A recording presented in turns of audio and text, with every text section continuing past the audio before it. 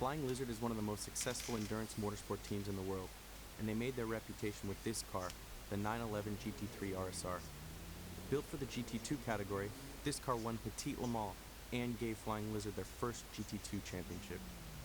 So yeah, welcome back everyone to the Porsche Anthology, and yeah, we're in the 911 GT3-RSR, so let's get started. We're at Circuit de Catalunya, and yeah, it's 5 laps. I'm gonna go and be honest with you guys, because I feel that's the best way to be with you guys on here. This is my third attempt at this race, because yeah, I know I'm normally rubbish with racing cars, but yeah, this really takes a biscuit as far as I'm concerned, because yeah, I'm not used to handling characteristics in racing cars. I like my normal cars more in general. But yeah, this is particularly novice race friendly, to be honest. Racer novice friendly, should I say. Which we'll get into when we get to some of this track. In general, this car is good, I'm not going to deny that. It's obviously been successful in its racing career, but yeah, with me, it's just not really clicking all that well.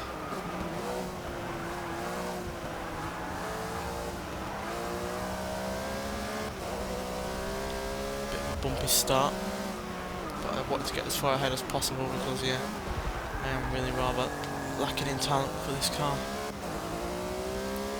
as you probably have already seen.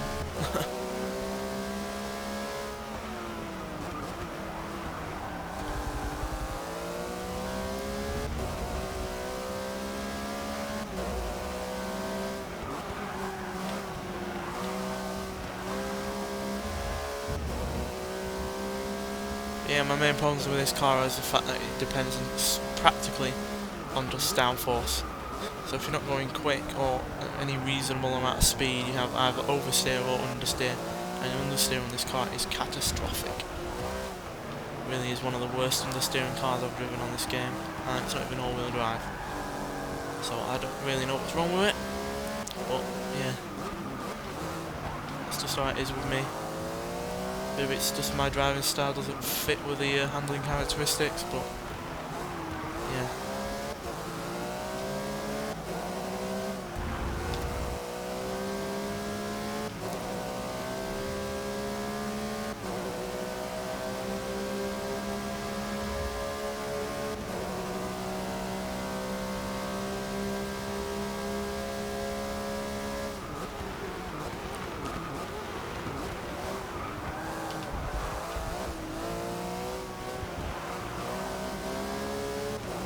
Saying that, I am feeling the car a little bit better. Maybe it's just a case of learning it. I don't know. But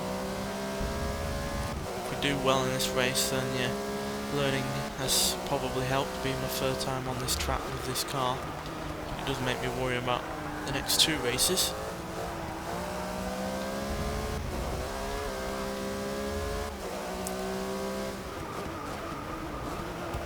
Not like I've had problems with other Porsche race cars before on this anthology. Just this one in particular seems to be, yeah, a bit of a handful.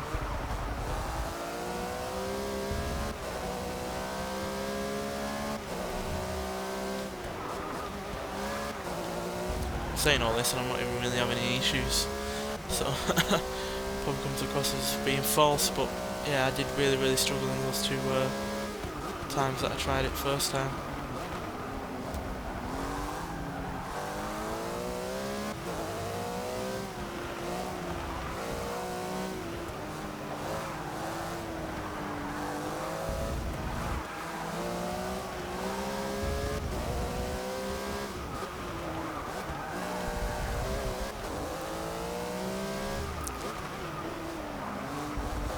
Oops, it is either Bentley's had a bit of an issue. Well, yeah, I guess this kind of race does come down to luck as well. I certainly didn't have that kind of good luck in the previous 2. Because the driver's tires were practically on point. Couldn't really catch them. But then again, I did have a poor start both times. Just got kind of frustrated with it all, you see. As soon as you start getting frustrated with these kind of cars, you're just not able to really make the best of what they can do.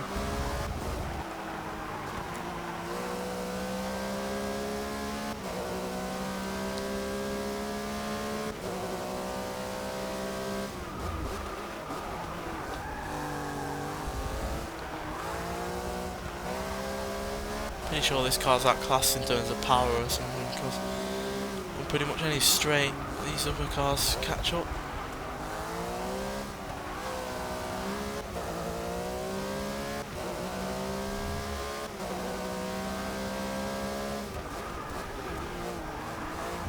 Oh, Nissan's gone. It's a Bentley behind me now, which is no doubt more powerful than me.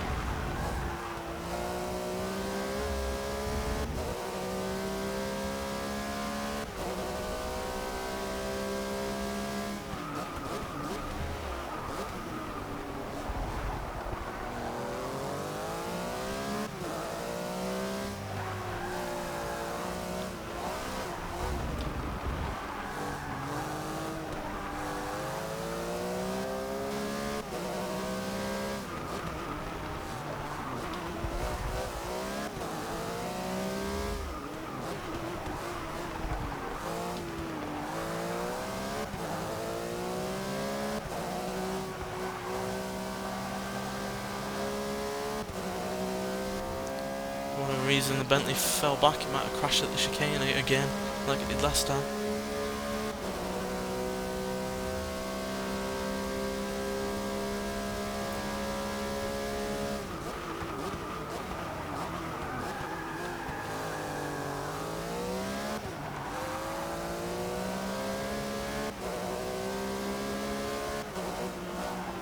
Oh, first place is gone. Yeah, I'm having way more luck than I did last time round.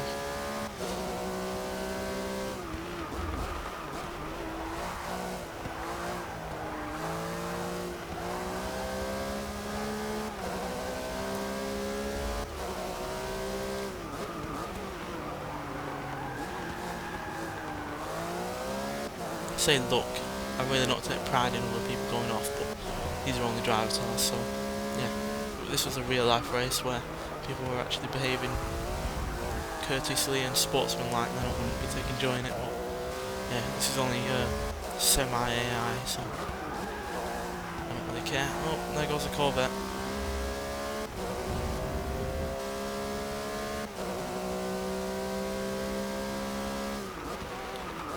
Really wasn't expecting to do this well, in all honesty.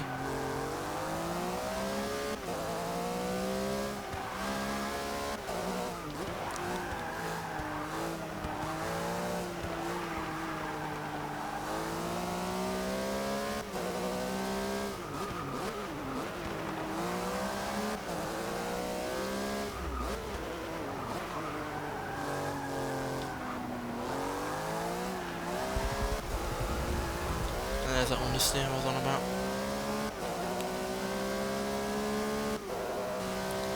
Got McLaren behind us. Right, last lap.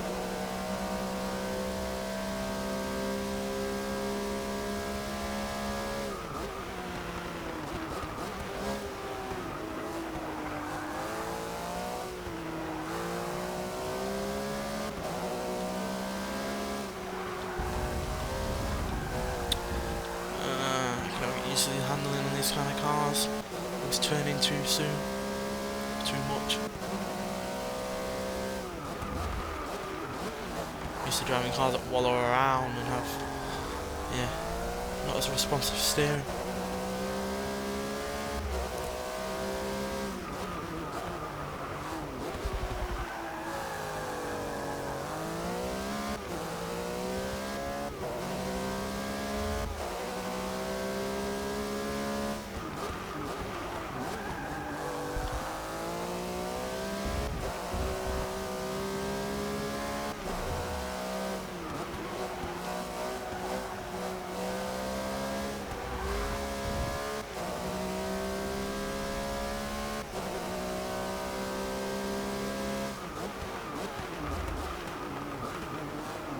Whoa.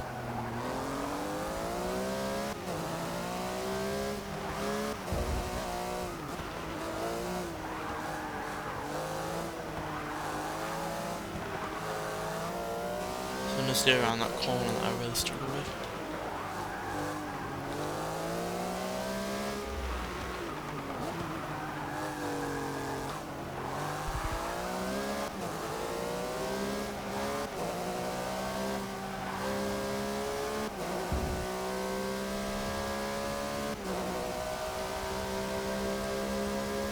And there we go. Actually won, which I wasn't expecting. And we've leveled up. Choice of two good cars. Oh, and there we go. We got the Ferrari. Yeah, we're only at level 25 for that. So yeah, there we go. Wasn't expecting to win that, but there we go. So yeah, Road Atlanta next. So see you when we get there. No narration this time, and if you've not noticed already, my throat isn't feeling the best.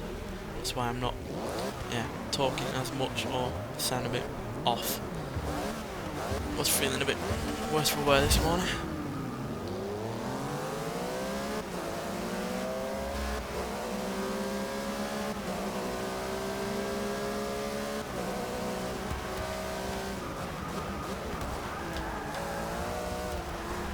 Oh, BMW's just sliding all over.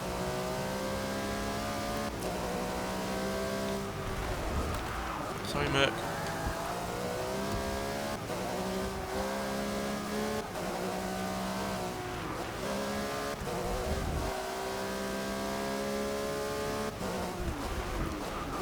This is a track I actually like, so I hope I do alright. 7 laps as well, by the way. No surprise that these are longer being in racing cars.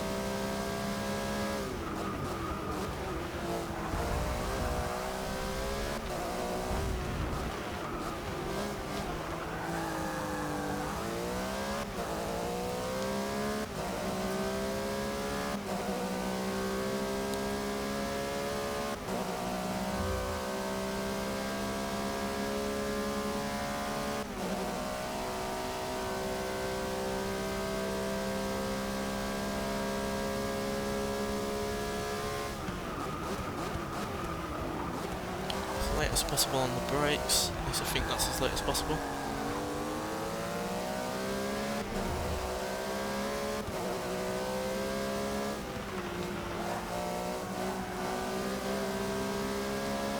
Overtake McLaren. It helps being in a car that you're not used to, being on a track that you actually like. As much as Catalonia is a good track, it's not one of my favourites. Whereas this I really, really do like. One of those tracks that has really fast-paced corners, really good straight on it. And it really tests cars out, I found. Oh dear, Bentley hit me slightly and made me off a bit.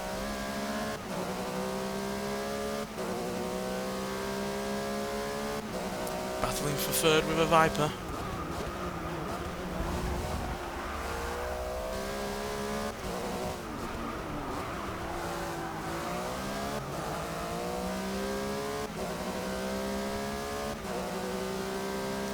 Yeah, as expected, I did say in the last race that Bentley's probably got more power than me, and as you can see, he's walking away. So is whoever in first.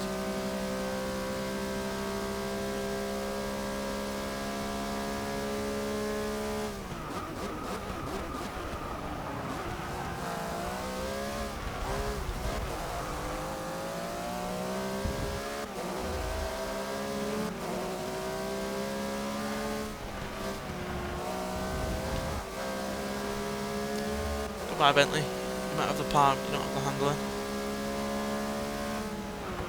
Is this an Audi up front? I think it is. Yeah.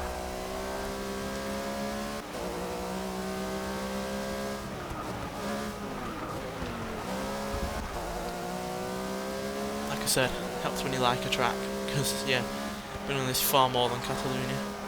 It's one of the tracks that I use to test cars out, stock or otherwise, along with Virginia International Raceway, which again, because it's one of the new ones, has been becoming a favourite as well.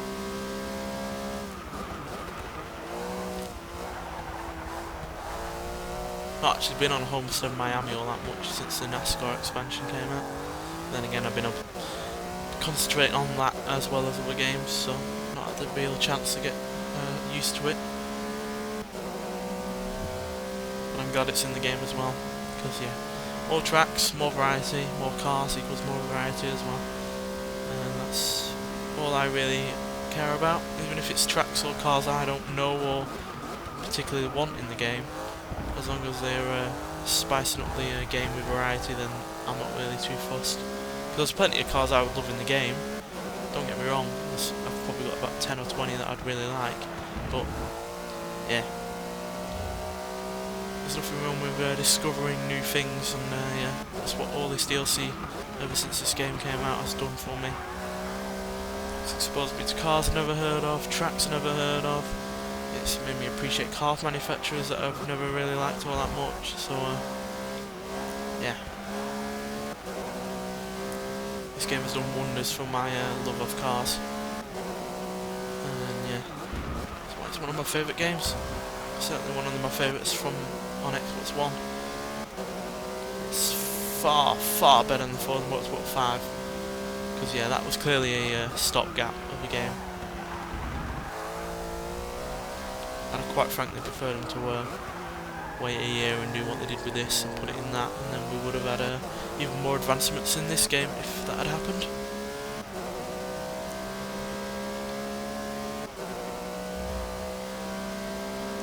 Obviously they were made to get it out for the launch, because Microsoft would have wanted as many exclusives as possible, so and they chose for Turn 10, so that's just how it goes. Can't be helped. It's not like it was an awful game, it's just a game lacking in content. Still, didn't stop me getting many hours in it, but I've played this a whole lot more, that's for sure.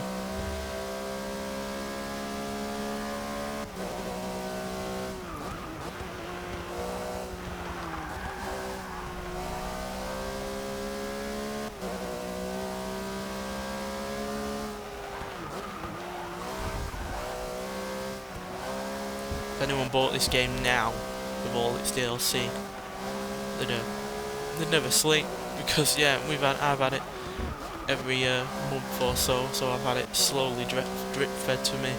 But anyone who buys this now and gets all the DLC in one go, yeah, they're gonna have a great time. That's why I highly recommend this game along with its DLC. And I know DLC should have been included with the main game itself, but yeah, sometimes cars only come out at certain times, so they don't have them for when the game launches, or access to tracks or access to money only comes in when the game starts selling. So yeah, I'm fine with DLC as long as it's good, and the DLC for this game has been cracking.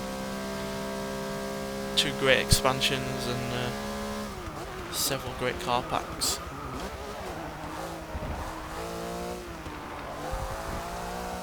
Let's hope there's at least a couple more car packs in this game,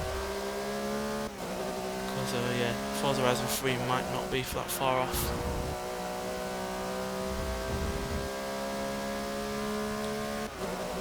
I think I'm getting used to this car now. I'm just really good at this track.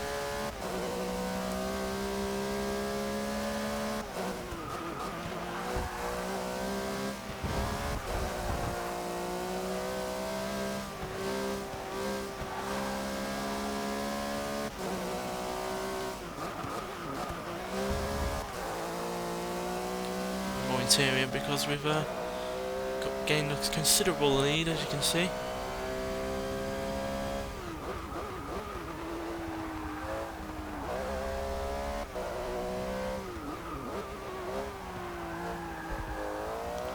Don't know what the hell those tubes are. Might be just some basic air conditioning, so it doesn't actually drain anything from the power, but the faster you go it takes in air or something, I don't know.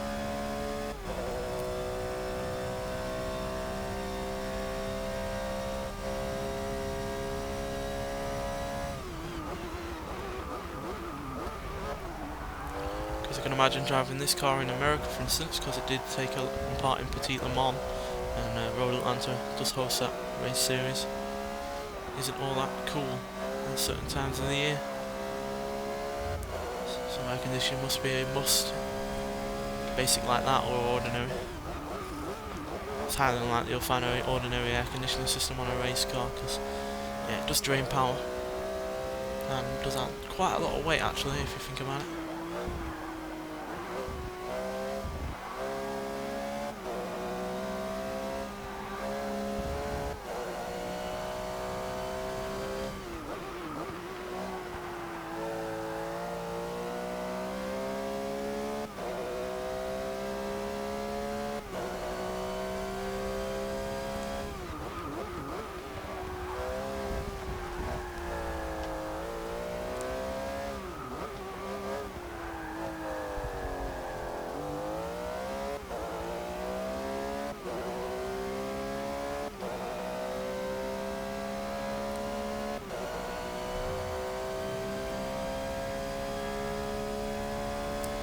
know I think I said in a previous video that Assetto Corsa is out next month. It's not.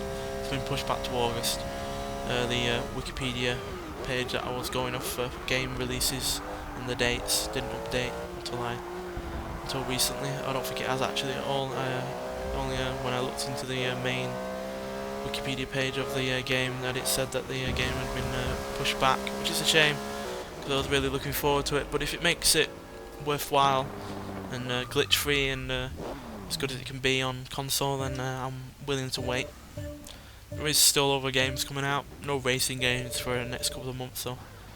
But yeah, there's the Road Atlanta, and yeah, we'll be at Laguna Seca next. I'll see you when we get there. 4-hour stints in the middle of the night, and it's very much you against yourself, so mental strength is the #1 key. Thanks for that. Let's get started. Unfortunately, this doesn't have a variable day or night cycles or dry to wet, which is hopefully something that will come in the game next. Because yeah, Forza Horizon 2 had the same engine as Forza Motorsport 5, and that obviously had day and night cycles and rain, etc. being set in the open world. So yeah, oh dear, not a good start, oh dear. So yeah, hopefully variable conditions come in, because that should be the next big step, alongside maybe better crash physics and plenty of cars standard. Because yeah, Forza Motorsport 4 has still yet to be beat for standard cars in the game from the off. I think that was more than 500 from the off. This was about 400. But it's well above 500 now with all the DLC. So yeah, those are the 3 things I'm looking for in the next game. Better crash physics, more cars from the main game from the start, and variable day and night cycles and varying weather. Because it's not like it can't be done, because it's done on loads of games, and they're not exactly in terms of graphics bad looking either. So yeah, if they want to move this series along and keep up with the competition, then they're gonna have to do that kind of stuff. Right, we're already into 4th, going up to 2nd lap, 6 laps this time. So yeah, hopefully this will go well again. I would like a bit more competition. So yeah, now I've actually got used to this car, it's become a bit of a breeze.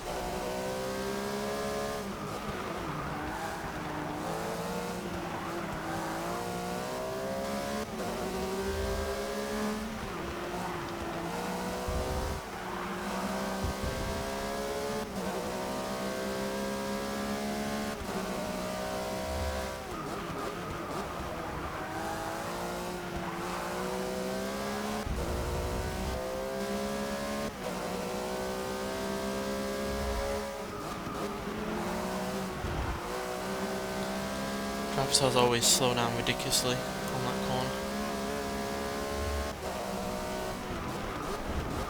And the Bentley, for whatever reason, is braking really rather early for the corkscrew.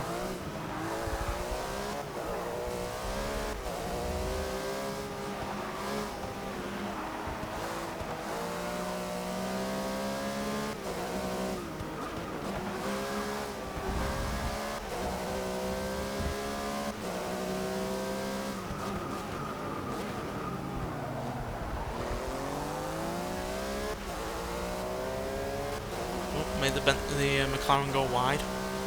All good for me.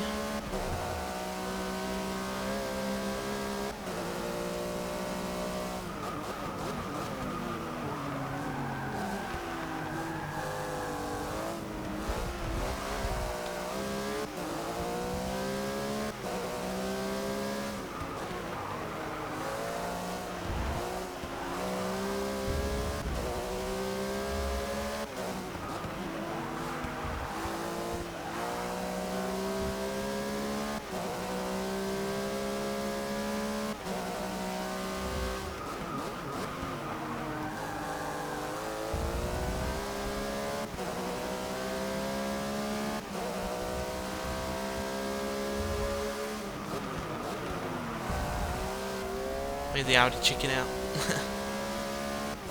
I love forcing them into a difficult position. So it's nice to see what they do.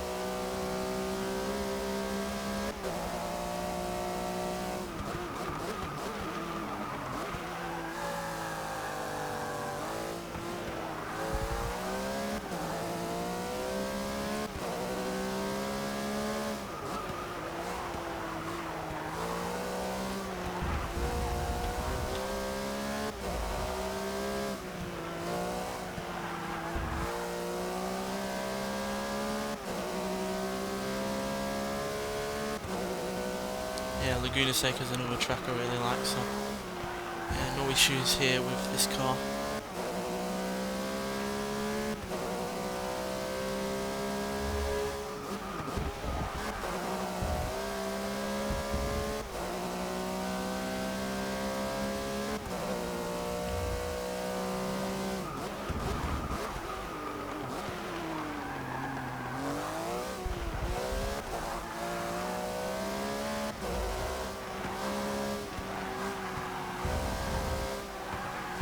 Oh dear.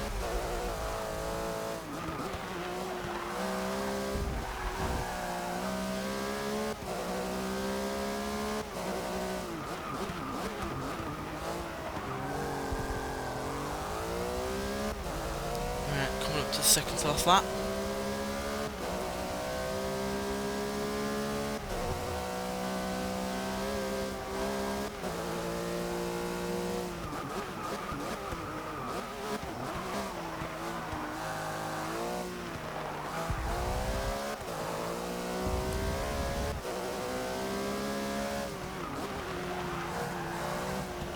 Gone from hating this car to sort of liking it now, which is, yeah, if you knew how frustrated I was getting when I was trying it out in a couple of failed videos, you'll be surprised.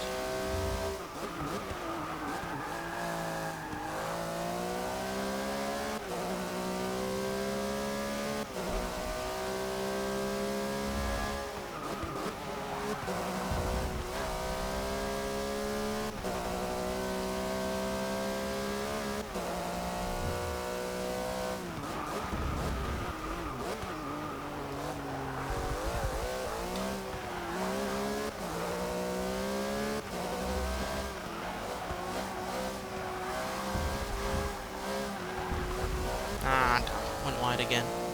Did that last time. Oh, got the corner a bit too much there.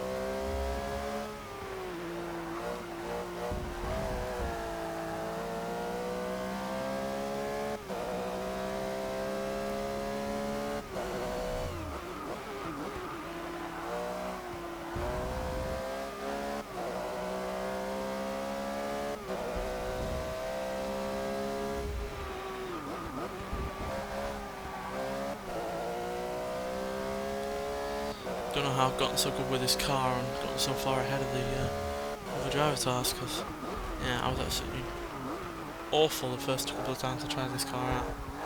No, I haven't changed driver task difficulty. Stayed the same pretty much all the way through this anthology. I think I changed it once,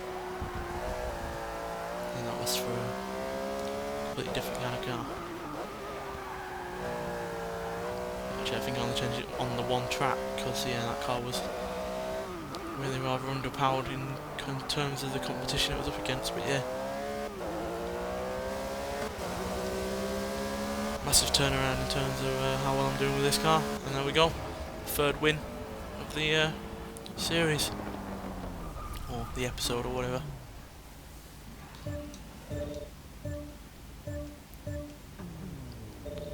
And there we go, all three done. You've completed all races for the GT3-RSR. So yeah, in the next episode we'll be in the 2008 Porsche number 7 Penske Racing RS Spider Evo, and it's actually the second to last car of this anthology. So yeah, thanks for watching, and I'll see you in the next one. Bye.